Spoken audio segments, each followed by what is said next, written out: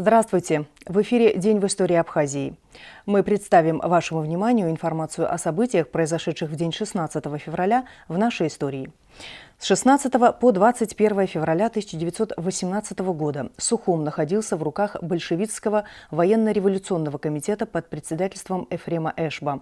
Абхазский народный совет в ультимативной форме потребовал 17 февраля немедленно ликвидировать военно-революционный комитет. Через несколько дней новая власть пала. 16 февраля 1925 года в Сухуми введена в эксплуатацию табачная фабрика, а оборудование для нее было завезено из Петербурга. На фабрике работало около 100 рабочих. И еще через несколько лет была создана Абхазская табачно-опытная станция. Семена табака, производимые на опытной станции, использовались табаководческими хозяйствами не только Абхазии, но и Аджарии, Азербайджана и Краснодарского края. 16 февраля 1991 года в Центральном доме туриста в Москве прошла конференция политических партий и движений, входящих в центристский блок. Лидеры центристского блока поддерживали идею создания Комитета национального спасения СССР. В него входили Либерально-демократическая партия СССР, Союз демократических сил имени Андрея Сахарова, Народный форум Абхазии, Общество интернационалистов Абхазии и ряд других организаций.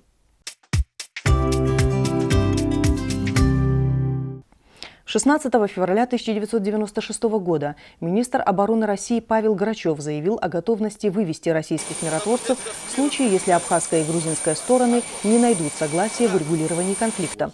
«Нельзя так долго держать власть на русских штыках», по-военному заявил Грачев. По итогам состоявшейся встречи с Владиславом Ардзинба и министром обороны Грузии Вардикон Адебаидзе Грачев отметил, что по некоторым проблемам мнения конфликтующих сторон сошлись. Однако Владислав Ардзинба был категорически против формулировки «федеративное государство Грузия» и предложил другой термин – «федеративный союз». Но это не устраивало ни Грузию, ни Россию, которые были намерены сохранить Грузию как единое государство. 16 февраля 2004 года состоялся первый визит премьер-министра Абхазии Рауля Хаджимба в Москву. Обсуждались вопросы урегулирования грузино-абхазского конфликта, а также возможные проекты экономического сотрудничества. 16 февраля 2005 года состоялся визит в Абхазию заместителя генсека ООН по миротворческим операциям Жана-Мари Генно. На встрече с ним президент Абхазии Сергей Багапш выразил готовность возобновить переговорный процесс при условии отказа от силового давления на Абхазию. 16 февраля 2009 года Федеральная таможенная служба Российской Федерации присвоила Абхазии буквенный код АБ. Напомним, что ранее в связи с непризнанным статусом республики все грузы из России оформлялись под кодом Грузии. 16 февраля 2012 года в Доме русского зарубежья имени Александра Солженицына в Москве открылась персональная выставка художника Николая Лозового «Традиции петербургского авангарда». Напомню, что Николай Лозовой жил в Сухуми, занимался живописью и графикой. Выставка была посвящена 110-летию со дня рождения художника. 16 февраля 2009 года Сергею Маркову, российскому политологу и депутату Госдумы, присвоено звание почетного профессора Абхазского государственного университета.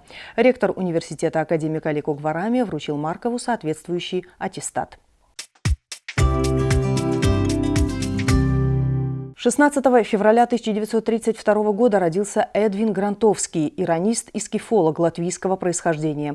Более 40 лет работал в Институте востоковедения Академии наук СССР.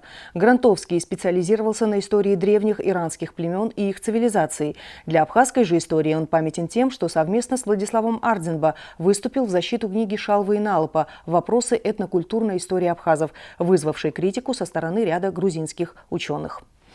16 февраля 1940 года родился Николай Кондратенко, российский государственный деятель.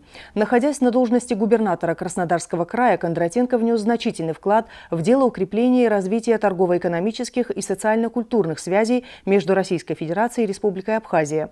Кондратенко, несмотря на блокадный режим, неоднократно оказывал Абхазии гуманитарную помощь.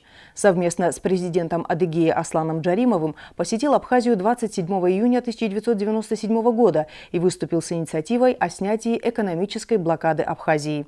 Николай Кондратенко – кавалер ордена Ахтябша III степени. 16 февраля 1941 года родился Константин Гердов, русский писатель, член Союза писателей Абхазии и Союза российских писателей. Константин Гердов родился в Гагре, работал по комсомольской путевке на строительстве Джерхуа ГЭС. Выпускник Московского института культуры, долгое время находился в составе геофизических экспедиций в Арктике, в Средней Азии. Константин Гердов – писатель-прозаик. Видение Константина Гердова очень емкое и часто выходит за сферы общепринятого языка, писал о нем Фазиль Искандер. 16 февраля 1957 года родился Гарик Саманба, герой Абхазии, депутат парламента Республики Абхазия 2 созывов, был председателем комитета по обороне и безопасности, сопредседатель политической партии Амцахара. С первых дней Отечественной войны народа Абхазии Гарик Саманба в качестве командира роты, затем начальника штаба Гагарского батальона участвовал в Гагарской операции. Во время июльской и сентябрьской наступательных операциях командовал 2-й мотострелковой бригадой. Дошел с боями до реки Ингур, участвовал также в освобождении Кадорского ущелья. После войны работал генеральным директором Абхазской железной дороги. 16 февраля 1960 года родился Александр Азоркин, герой Абхазии. Александр Азоркин – штурман-летчик, летал на вертолетах Ми-24, принимал участие в ликвидации аварии на Чернобыльской АЭС, служил в Афганистане, затем в Абхазии во время Грузино-Абхазской войны. По ее окончании продолжил службу в российских миротворческих войсках. В 2008 году участник операции по принуждению Грузии к миру. Награжден орденом Леона, орденом Красной Звезды дважды. 16 февраля 1968 года родился Адик Цушба, герой Абхазии. Служил в Афганистане, выпускник юридического факультета, был активным участником событий июля 1989 года в Сухуми. С первых дней Грузино-Абхазской войны находился в рядах защитников Абхазии. По распоряжению султана Сосналиева в составе боевой группы обеспечивал контроль над стратегически важными пунктами Псху, Ауатхара, Дамхурц. Во время июльской наступательной операции разведданные, добытые подразделением под командованием Адика Цушба, имели большое оперативное значение. Во время освобождения Сухума при штурме Дома правительства Цушба получил тяжелое ранение. 16 февраля 1968 года родилась Фатима Даутия, лингвист, кандидат филологических наук. В разные годы работала доцентом кафедры русского языка Абхазского государственного университета, заместителем декана филологического факультета. Фатима Даутия – учредитель и директор первой абхазской частной общеобразовательной школы «Альфа».